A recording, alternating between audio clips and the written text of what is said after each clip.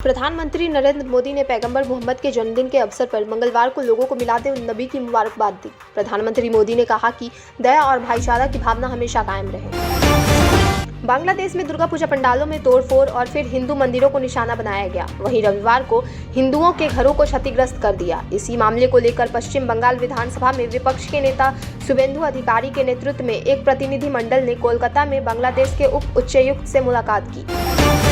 बांग्लादेश में जारी सांप्रदायिक हिंसा थामने का नाम ही नहीं ले रही है। दुर्गा पूजा के समय मंदिरों में तोड़फोड़ के विरोध में अल्पसंख्यक समुदाय के प्रदर्शन के बीच हिंदुओं के घरों को निशाना बनाया गया।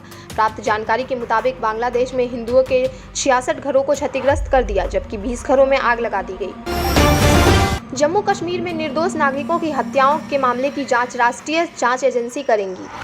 पूरे मामले की जानकारी रखने वाले सूत्रों के मुताबिक सरकार की ओर से जल्द ही इस संबंध में आदेश जारी किया जा सकता है। फार्मेसी चलाने वाले माखन लाल बिंद्रू, गैर कश्मीरी वीरेंद्र पासवान, स्कूल की प्रिंसिपल सुपिंदर कौर और टीचर दीपक चंद समेत कई लोगों की हत्याओं के मामले में दर्ज एफआईआर पर आगे की कार्रवाई केंद्रीय एजेंसी संभाल सकती है।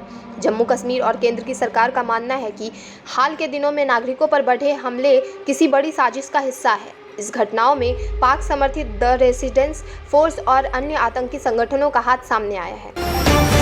कर्नाटक के दावनगर में एक लड़की ने भेदभाव से परेशान होकर अपने पूरे परिवार के खाने में जहर मिला दिया, जिसमें उसके माता पिता, छोटी बहन और दादी की मौत हो गई। हालांकि इन सब में उसके बड़े भाई की जान बच गई। यह मामला जुलाई का है, लेकिन शनिवार को फॉरेंसिक रिपोर्ट सामने आने पर खुलासा हुआ कि परिवार की मौत रात के खाने में मिली जहर से हुई, जिसे 17 साल की युवा लड़की ने बनाया था।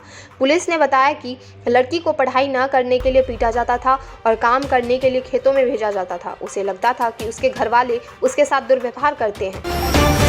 ग्रेटर नोएडा में सूरजपुर के दुर्गा गोल चक्कर पर वाहनों की चेकिंग कर रहे सिपाही का कार चालक ने अपहरण कर लिया। घटना की सूचना पर पुलिस में हड़कंप मच गया और पुलिस ने घेराबंदी कर आरोपी चालक को धर दबोचा। पुलिस ने आरोपी के खिलाफ मुकदमा दर्ज कर उसे जेल भेज दिया।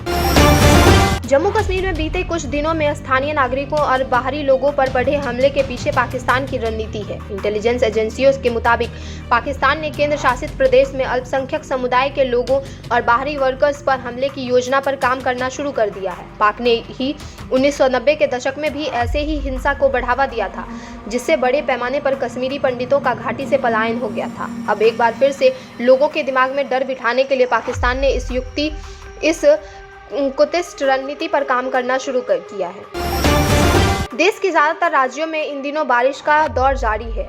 कई जगहों पर तो बारिश का कहर इतना ज्यादा है कि जगह जगह पानी भर गया है, जिसके कारण बाढ़ जैसी हालत पैदा हो गई है। दक्षिण राज्य सबसे ज्यादा प्रभावित नजर आ रहे हैं। वहीं उत्तर भारत में बारिश के साथ मौसम में ठंडक महसूस होने लगी है। सीआरपीएफ के महानिदेशक समेत एनआईएफ, आईबी और रॉ के 2 दर्जन वरिष्ठ अधिकारियों ने कश्मीर में डेरा डाल दिया है। यह अधिकारी हाल ही में हुई आतंकी घटनाओं के पीछे की पूरी साजिश का पर्दाफाश करने में जुट गए हैं। इसके अलावा यह अधिकारी भविष्य में ऐसी घटनाओं की पुनरावृत्ति रोकने और आतंकियों की भर्ती पर पूरी तरह लगाम लगाने की रणनीति भी बनाएंगे। इस रणनीति की केंद्रीय गृह मंत्री अमित शाह 23 अक्टूबर को श्रीनगर में एक उच्च स्तरीय सुरक्षा बैठक में समीक्षा करेंगे। केंद्र सरकार की हर योजना, निर्णय और निर्देश का मुख्यमंत्री ममता बनर्जी पिछले 7 वर्षों से विरोध करती आ रही हैं। कुछ मुद्दे को लेकर तो ममता कोर्ट तक पहुंच गई थी। केंद्र सरकार द्वारा सीमा सुरक्षा बल बीएसएफ को लेकर जारी नए निर्देश के खिलाफ ममता सरकार ने मोर्चा खोल दिया है। दरअसल केंद्र सरकार ने बंगाल समेत 3 राज्यों में बीएसएफ का कार्यक्षेत्र बढ़ाया है।